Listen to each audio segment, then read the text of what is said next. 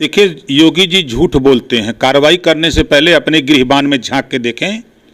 CAG की report आ गई ना। धर्म में भी भ्रष्टाचार किसने किया? योगी जी के राज में। आपने देखा जो है ये कुंभ के मेले में कैग की रिपोर्ट आ गई। मोटरसाइकिल से मट्टी ढोआइल बा हैं, टेम्पू से मट्टी ढोआइल बा। बारे योगी जी बहुत ईमानदार बनते हैं ना। हम तो कह रहे हैं कि प्रधानमंत्री जी जिस तरह लालू जी को उनके ऊपर आरोप लगा था कि चारा की ढुलाई मोटरसाइकिल से और स्कूटर से हुआ था, वही आरोप तो हिया कैग ने लगा दिया। ऐसी कैग की रिपोर्ट को लेकर के यूपीओ को भारतीय जनता पार्टी ने घेरा था। अगर ईमानदार है, मर्द है, हिम्मत है, देश के प्रधानमंत्री को कहता हूं कि जिस तरह आपने यूपीओ को घेरा था, आप सीबीआई जांच करा दो और सुप्रीम कोर्ट के वर्तमान जज के देख रेख में जांच करा दो। दूध का पानी योगी जेल न चले जाए तो राजनीति छोड़ दूंगा। 100% सही है। बीजेपी के लिए सही है, दूसरे के लिए सही नहीं है। कैग की रिपोर्ट आएगी महाराष्ट्र तो सही है, कैग की रिपोर्ट आएगी राजस्थान तो सही है।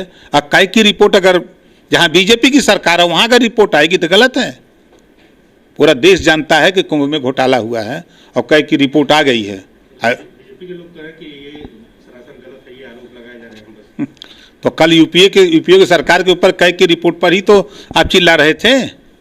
उस समय नहीं दिखाई दे रहा था, मोतियाबिंद हुआ था, सरकार थी 4 बार। क्या बंजारा, बहेलिया, अर्कबंसी, आरक, खंगार, प्रजापति, पाल, बिंद, केवट, मल्ला, राजभर, चौहान, गुण, लोहार, कहार, कश्यप, बिंद, क्या इनके विषय में सपा बसपा ने सोचा?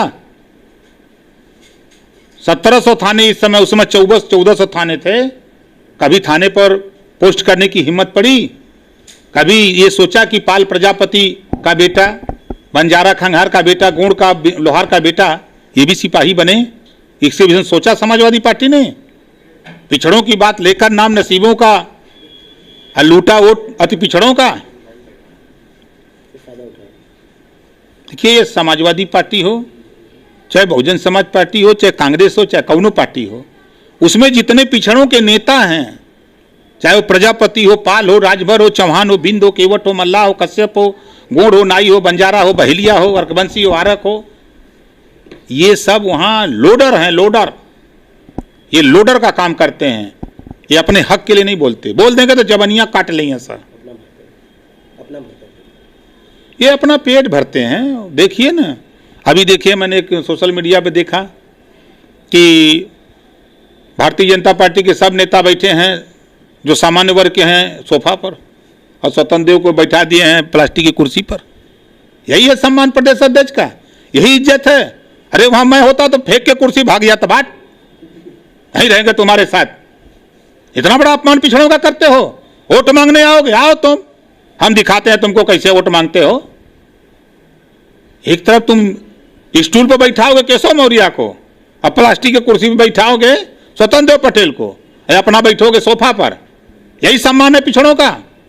ये तो जो लोडर है वही वहां रह सकते हैं, जो लीडर है वो कभी नहीं रह सकता वहां। इससे पहले जल शक्ति मंत्री के खिलाफ उन्होंने मोर्चा खोला था। अभी कुंभ में जो हुआ, लगातार जो घोटालों की लिस्ट आ रही है, क्या उसको लेकर के आप लोग विधानसभा चुनाव में जनता के पास जाएंगे? 100%। ये मैं तो आपके सामने, आप लोगों के सामने कई बार कह चुका हूं।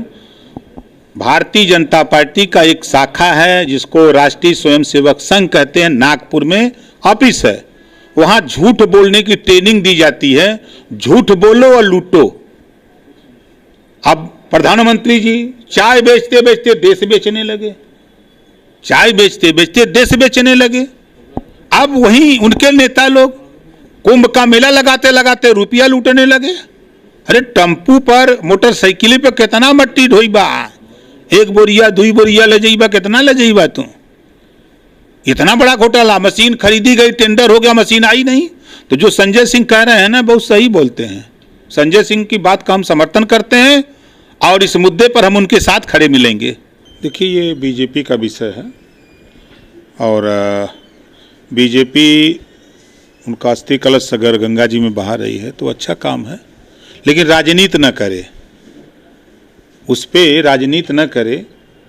जिस तरह अटल जी के साथ किया, तो अच्छा रहेगा। हमारा तो यही है, अस्थि कलश गंगा जी में विसर्जित करें, अच्छा काम है, लेकिन उस पर राजनीति न करें। राजनीति से एक चीज़ अलग देखा जाए तो कोई भी बड़ा नेता का निधन होता है तो लोग जाते हैं मुलाकात को। मायावती भी गई थी कल इनके अंतिम शव यात्रा में, तमाम नेता गए, लेकिन अखिलेश यादव और कांग्रेस पार्टी के ना पूछने पर बीजेपी बहुत तंज कस रही है कि उनको मुस्लिमों का वोट चाहिए, इसलिए वो लोग नहीं गए।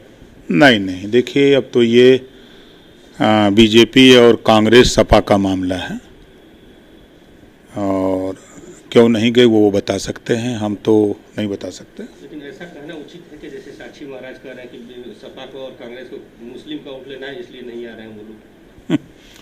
तो बीजेपी कौन सा दूध का धोई पार्टी है?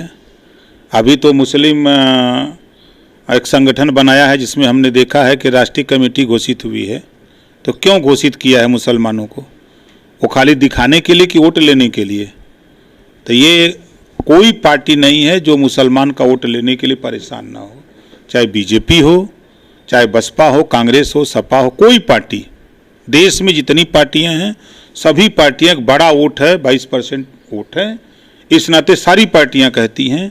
ये आरोप प्रत्यारोप तो नेताओं का आदत है, कल्चर है कि मुसलमान तो हर पार्टियों में है, भले वो आधे % हो, 1% हो, 2% हो, 10% हो, हर पार्टी में है।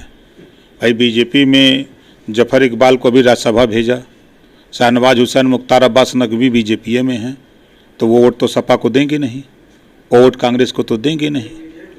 तो अभी जो उनकी कमेटी घोषित हुई है तो उस कमेटी के लोग तो भाजपा को वोट देंगे, तो कोई पार्टी अछूती नहीं है।